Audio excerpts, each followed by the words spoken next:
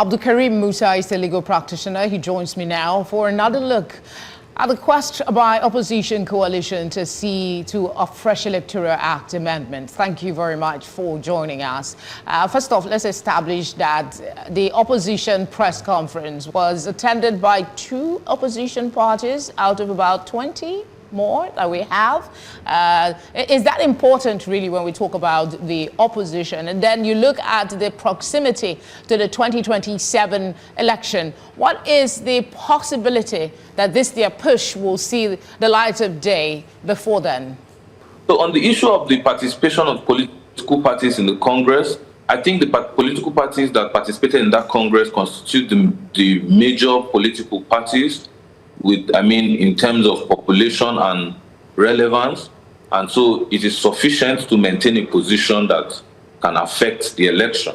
And then concerning the time frame as to the proximity of the time that they are demanding an amendment of the Electoral Act, I think that it is very possible to amend the Electoral Act before the next elections. We've seen the Senate amend prominent act like the Police Act in just a day, for the benefit of extending the tenure of the former Inspector General of Police. So if the National Assembly could amend the Police Act that has been in existence for a long time in just a day and for the benefit of a single individual, then it is possible to amend the Electoral Act, especially considering the clamor and the demands of the Nigerian people and the stakeholders within this political space. Okay, even if that possibility is in the realm, is this enough, a press conference, to compel the National Assembly to revisit a subject that was so controversial?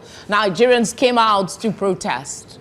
As to the action that could be considered as sufficient to demand the attendance of the National Assembly, no, it is sufficient for Nigerians to simply demand. Nigerians did not need to protest for the National Assembly to give credence to the voice of the Nigerian people. So it shows a certain level of recalcitrance on the part of the National Assembly to leave an issue lingering and pay deaf ears to the demands of the Nigerian people.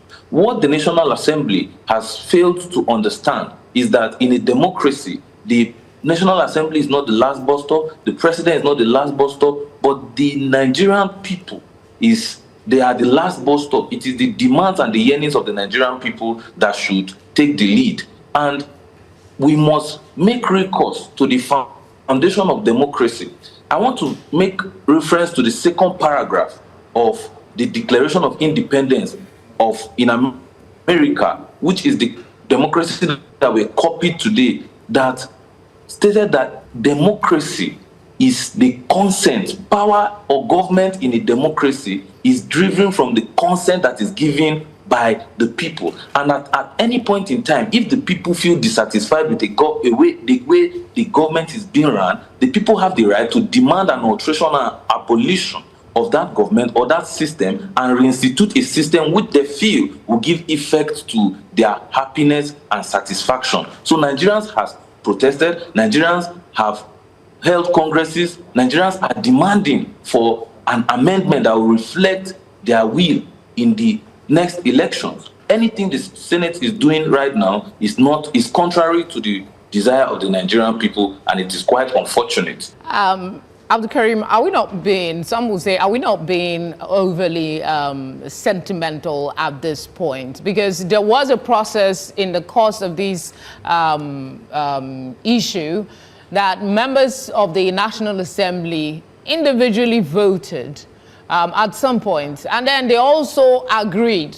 They signed one document today and they amended it, and they came back and told us another thing has happened. It was a process.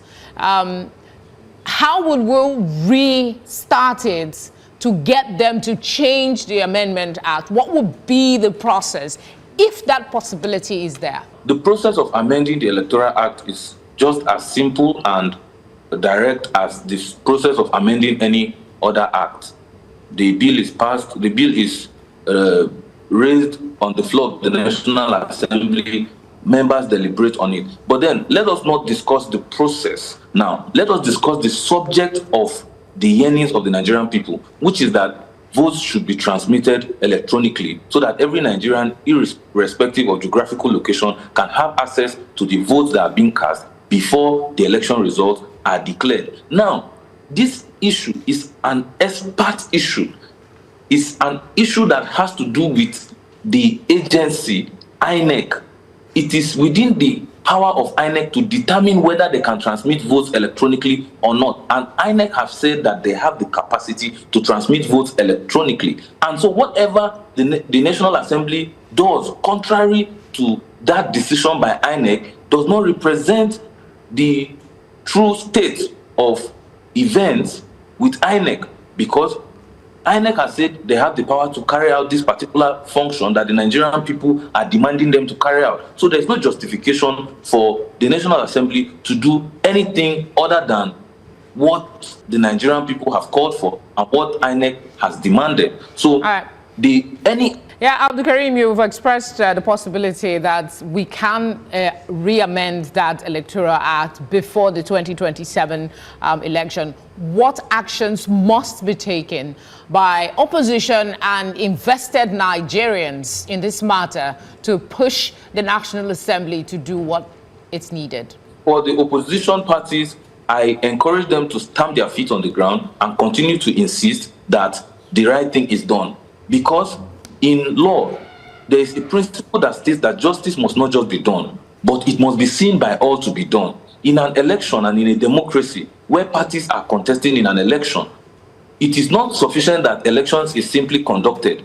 It goes beyond the conduct of elections to show that the election was credible, that all the participants in the election have confidence in the arbiter to which they submit themselves. So the confidence that the opposition parties demonstrate in INEC goes to the root of that election. If I'm going into an election and I am not sure that I'm going to get justice or that the election will be free and fair, then you cannot say that the outcome of the election is just. All right, we'll have to leave it there. AbdulKareem, thank you for speaking with us.